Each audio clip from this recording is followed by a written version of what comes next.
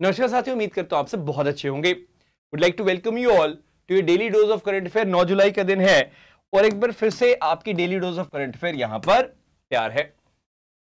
Now in this current affairs एक बहुत important aspects होंगे जो हम चर्चा करेंगे, आपको बहुत कुछ जानने को भी मिलेगा। मैं बात करूंगा स्टारलिंक के बारे में, कितना इंपॉर्टेंट है स्टारलिंक आपके लिए जानना, किस हिसाब से दुनिया को ट्रांसफॉर्म कर सकता है, और बहुत सारी चीजें होंगी जो कि आज के डिस्कशन में आपको जानने को मिलेंगी। तो इसीलिए मेक श्योर करें आप कि आप इसको अपनी लाइक्ड वीडियोस में जरूर ऐड कर लें अगर आपने अभी तक इसको नहीं किया है तो। मेरा टेलीग्राम चैनल आकाश ने टेक्स्टबुक को ज्वाइन करें ताकि आपको सभी यूजफुल पीडीएफ्स जो है वो टाइमली मिल सके। डाउट और डिस्कशन मैंने स्टार्ट कर दी है, मैं लाइव भी आता हूं इसके ऊपर टाइम टू टाइम। आपके फ्रेंड्स ने ज्वाइन भी किया था मुझे, और आपको भी बहुत ज्यादा क्लैरिटी मिलेगी उन लाइव डिस्कशन से जो मैं यहाँ पे कर रहा हूँ। कल मैंने क्वेश्चन पूछा था, I talked about India based neutrino observatory, जो कि सेटअप होगी कहाँ पे? It will be set up in the Tamil Nadu, Theni district of Tamil Nadu.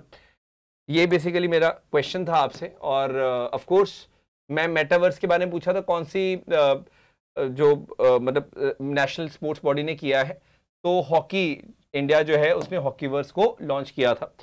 Anyways we saw lot of people giving the right answer, जैसे वी गॉट दिव्य ज्योति, दीपलेखा, गिरधारी, पंकज, गौरव, आदि, अभय प्रताप, गुडा, Itachi, then we got Prasenjit, Deepak Chauhan is there, Abhishek, Aryan, Uday, Juhi, Nishant, Divyank, Kajal and नोटवर्दी। You all have given the right answer.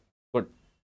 Now moving ahead, अब हम लोग चर्चा करने वाले हैं एक बहुत इंपॉर्टेंट न्यूज़ की, जो बहुत ज़्यादा न्यूज़पेपर्स में तो आ रही है, लेकिन उसकी रेलेवेंस क्या है वो मैं आपको बताऊंगा। सबसे पहले मैं बात करना चाहूंगा एलॉन मस्क की कंपनी के बारे में। स्पेसएक्स है वो आप जानते हो, टेस्ला है वो आप जानते हो, लेकिन एक और कंपनी है जिसका नाम है स्टारलिंक। स्टारलिंक क्या है और क्या करती है वो मैं आपको बताऊंगा। सबसे पहले आप ये समझो न्यूज़ क्या है। न्यूज़ है कि Mongolia has granted 2 licence to Elon Musk SpaceX to operate an internet services provider via Starlink. ISP तो जानते हो कि इंटरनेट सर्विस प्रोवाइडर जो है वो क्या होता है। जैसे इंडिया में हम देखते हैं वोडाफोन है, एयरटेल है, जियो है, आपको जो इंटरनेट प्रोवाइड करते हैं वो है ना, वैसे ही ये इंटरनेट सर्विस प्रोवाइडर की तरह मंगोलिया में करेंगे ऑपरेट। इन्होंने स्वयं प्राइम मिनिस्टर से बात की थी, तब जाके इनको परमिशन मिली है। सबसे पहले मैं बात करना चाहूंगा यहाँ पे स्टारलिंक के बारे में। स्टारलिंक करती क्या है? देखिए, स्टारलिंक एक सैटेलाइट इंटरनेट कॉन्स्टलेशन है जो कि ऑपरेट की जाती है किसके द्वारा? स्पेसएक्स के द्वारा। तो पहले तो आप ये याद रखो, एक सैटेलाइट, जैसे मैं आपको एग्जांपल देता हूँ, जैसे आप नाविक की बात करते हो, इंडियन जो रीजनल नेविगेशन जो सिस्टम है पूरा IRNSS है, उसकी जब हम बात करते हैं, वो क्या कॉन्स्टलेशन क्या है? ग्रुप ऑफ सैटेलाइट को कॉन्स्टलेशन बोलते हैं। तो स्टारलिंक जो है ये 56 कंट्रीज को अपनी सर्विस प्रोवाइड कर रहा है, पहली बात तो। और ये ग्लोबल मोबाइल सर्विस भी 2023 के बाद स्टार्ट करना चाहता है। आप हैरान रह जाएंगे, इनके कॉन्स्टलेशन में 4000 से भी ज्यादा मास प्रोड्यूस्ड स्मॉल सैटेलाइट्स हैं इस तरह की। ये देखो, जब ये लॉन्च करते हैं ना, ऐसे सैटेलाइट्स लॉन्च करते हैं, इतनी सारी सैटेलाइट्स एक साथ लॉन्च करते हैं। यही एक रीजन है कि 3-4 साल में इनकी 4000 से ज्यादा सैटेलाइट्स जो है ये लॉन्च की जा चुकी हैं, और बहुत जल्दी इनकी 12000 सैटेलाइट भी हो जाएंगी, जो कुछ टाइम बाद 42000 सैटेलाइट्स भी हो जाएंगी। पहले तो आपको ये समझ आया कि स्टारलिंक और स्पेसएक्स एक दूसरे के साथ ही एग्जिस्ट कर सकते हैं, अलग अलग एग्जिस्ट नहीं कर सकते। क्यों? स्पेसएक्स लॉन्च करेगा और स्टारलिंक की क्या होंगी? सैटेलाइट्स हैं तो दोनों एलॉन मस्क की कंपनी है। तो ये बात मैं फिर से बताना चाहूंगा कि स्टारलिंक क्या है? एक सैटेलाइट इंटरनेट कॉन्स्टलेशन है जो कि स्पेसएक्स ऑपरेट कर रहा है। सबसे इंपॉर्टेंट क्या है कि स्पेसएक्स ने अनाउंस किया of reaching more than 10 lakh subscribers, और अभी इन्होंने बोल दिया है कि हम लोग 15 लाख सब्सक्राइबर जो है उसको ब्रीच कर चुके हैं पूरी दुनिया में। मतलब कई जगह पे इनके जो मतलब सिस्टम्स हैं वो ऑपरेट करते हैं। अब आपको समझ आएगा स्टारलिंक मंगोलिया में क्या करने वाला है। मंगोलियन गवर्नमेंट ने क्या दे दिया? इनको लाइसेंस दे दिया है।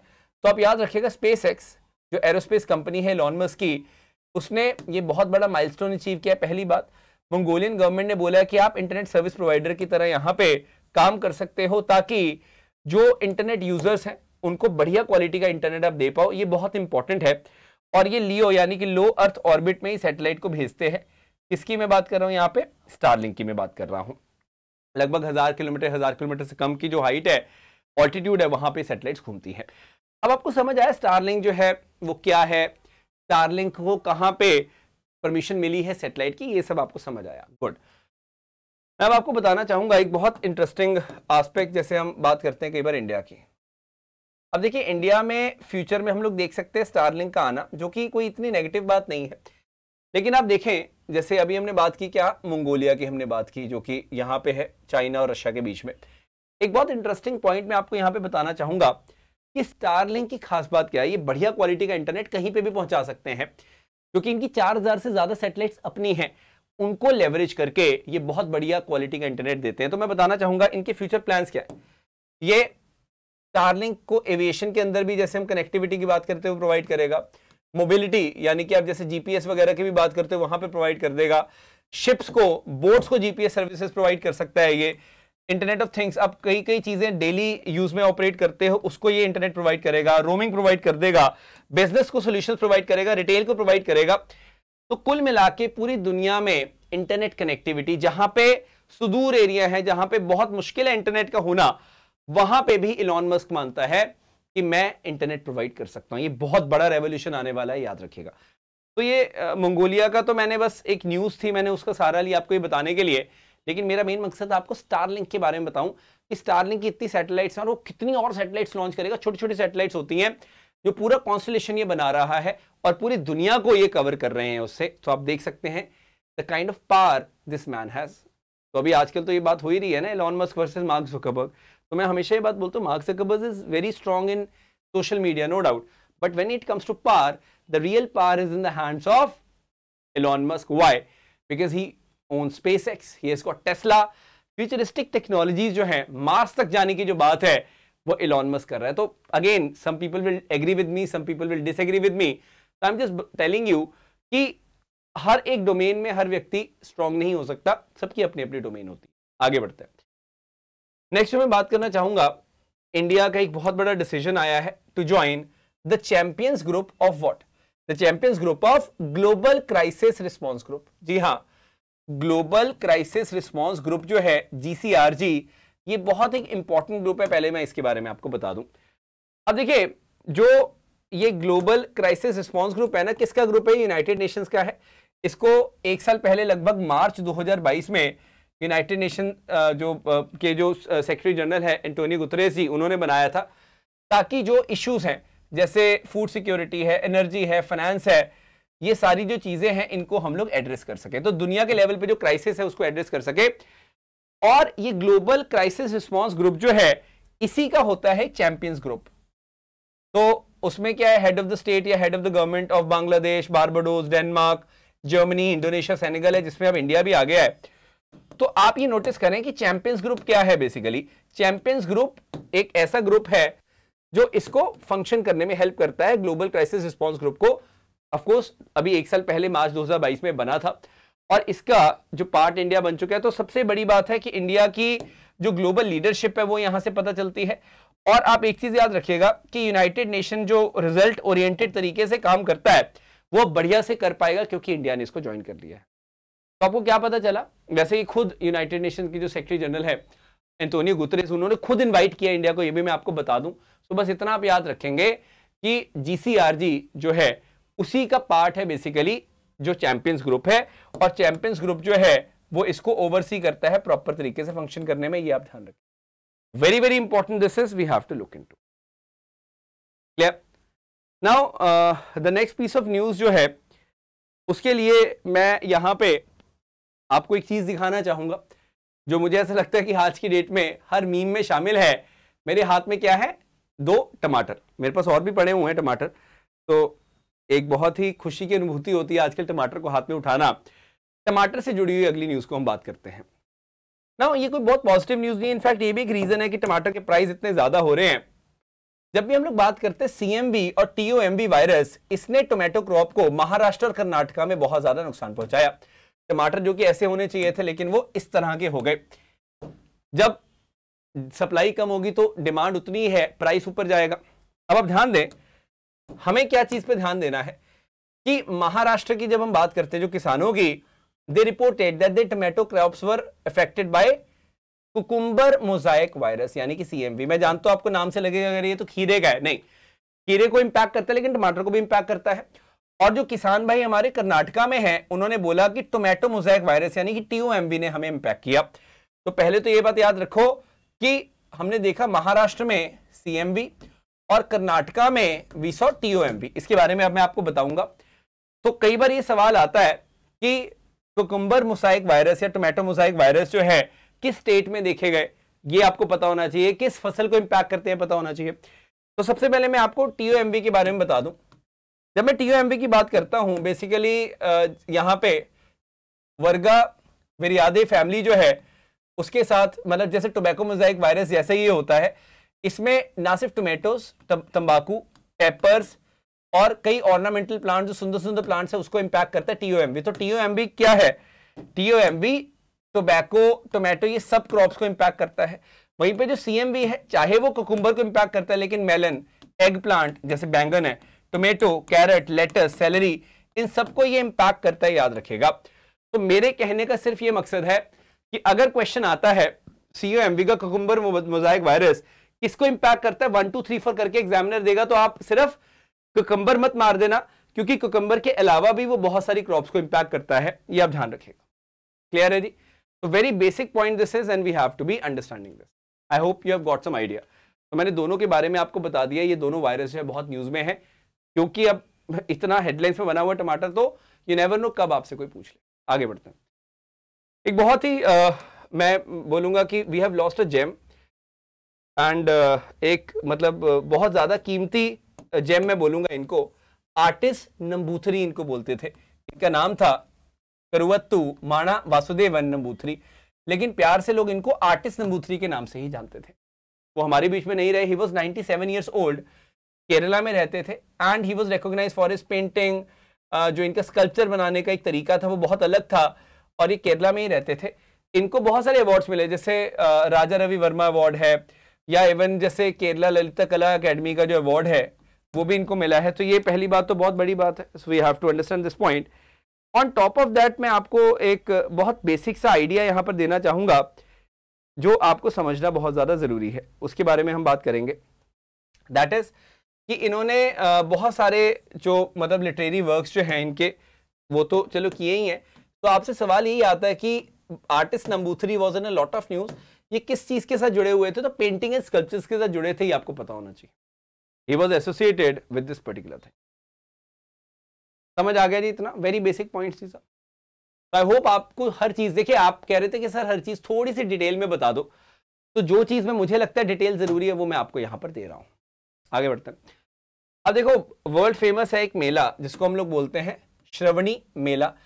सावन यानी कि सावन के महीने में आता है, अभी सावन चल रहा है। देवघर की हम बात करते हैं। देखिए अब देवघर कहाँ पे है? Deoghar is basically located in Jharkhand.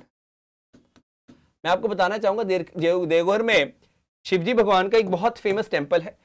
तो बेसिकली आपने सुना होगा कांवड़ियास को, है ना? शिवजी के भक्त होते कांवड़िया। वो क्या करते हैं, सुल्तानगंज जो है बिहार में, यहाँ पे गंगा नदी है, गंगा जी है, तो यहाँ से पानी भरते हैं और ये पूरा रूट लेते हैं इस तरह से लगभग, और कटोरिया होके ये देवघर पहुंचते हैं। लगभग 105 से 110 किलोमीटर का सफर ये तय करते हैं चल के, और यहाँ पे आके इनके ऊपर जल चढ़ाते गंगा जी का। तो ये आप ध्यान रखिएगा, वेरी इंपॉर्टेंट दिस इज।